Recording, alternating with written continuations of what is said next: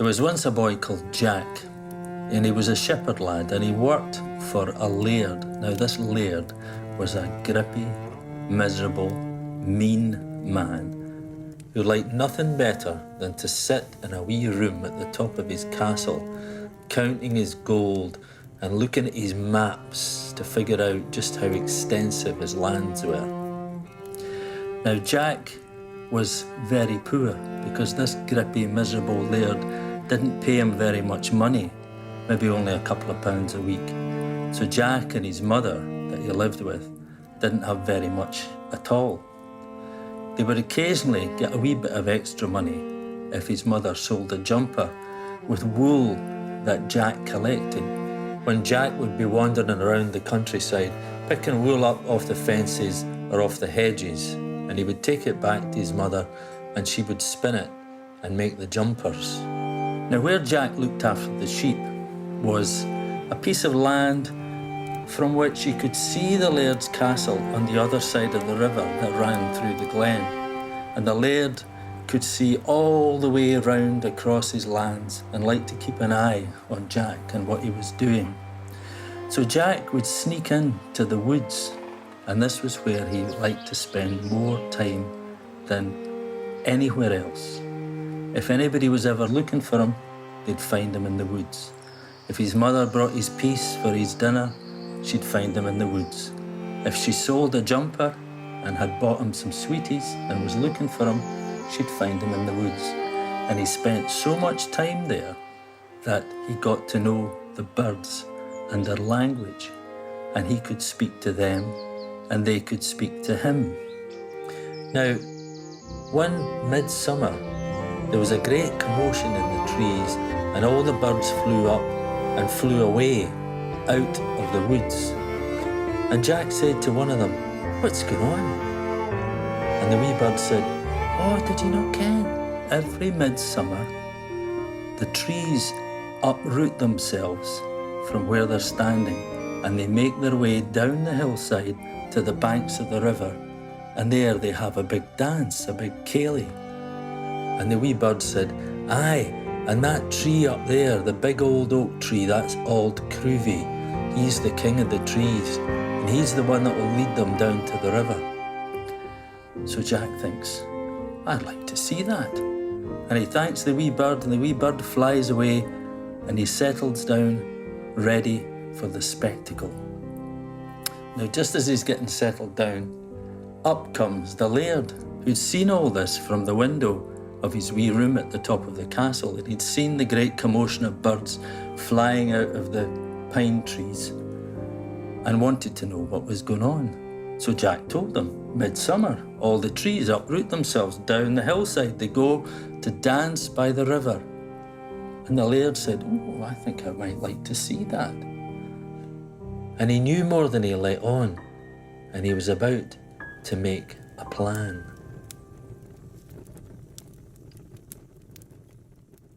So Jack settled down again, and up came his mother. And his mother said, "Jack, I don't know what it is, but I've a feeling that there's something going to happen tonight.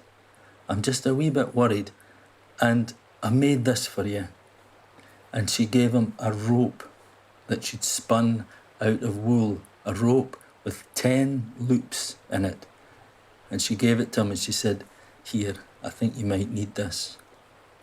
And she said, "You know, my old mother told me about the trees coming down to the river to dance.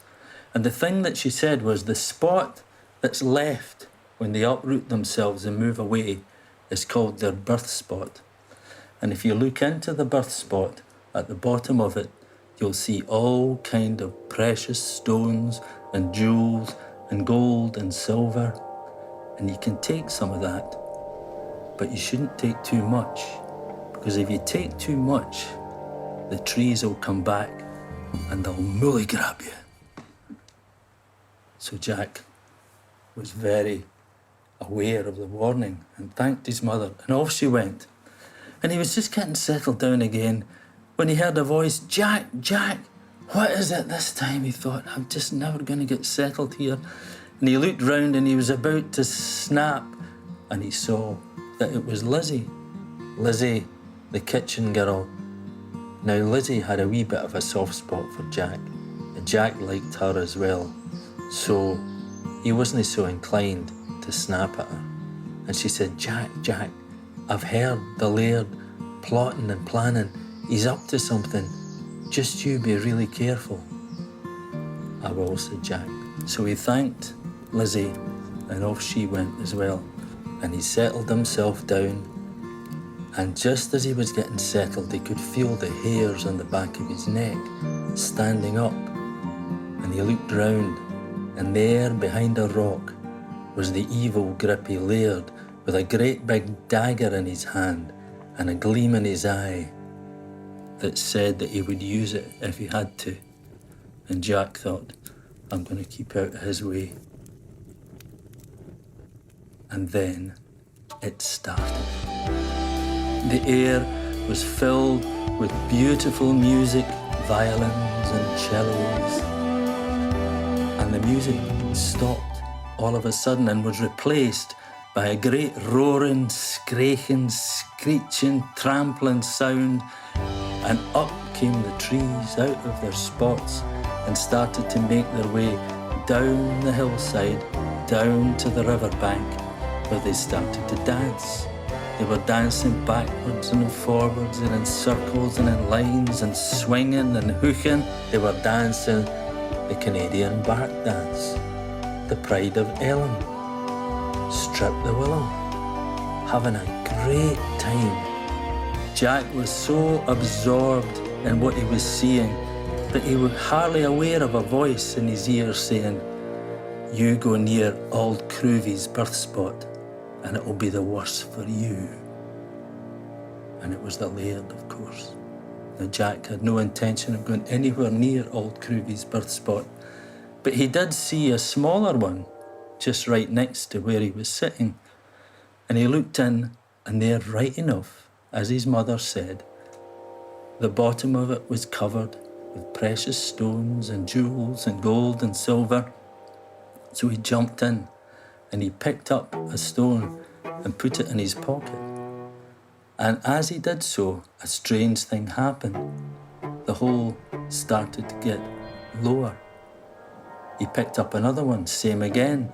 The hole got lower and lower and deeper, and still he started to wonder how he was going to get out of it. He noticed if he stopped picking up the jewels, that the hole stopped getting deeper, but by this time he'd gone too far, and he looked up and he's wondering, how am I going to get out of here?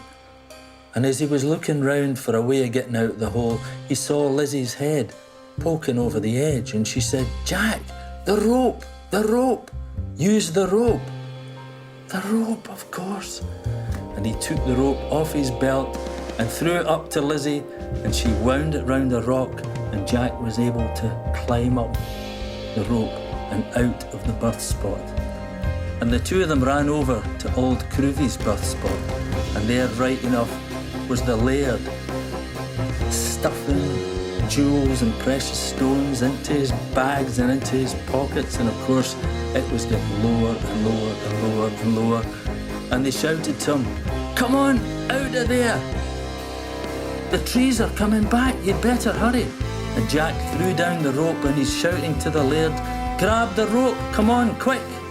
But he was so intent on filling his pockets, he was so greedy for gold and jewels, that he blocked out every other sound. He couldn't hear what Jack and Lizzie were shouting him. And then, just as they shouted to him for the last time, up comes Auld Cruvie himself and returns to his birth spot with an enormous whoop. And that was the last that anybody ever saw of the laird. He'd been mully-grabbed right enough.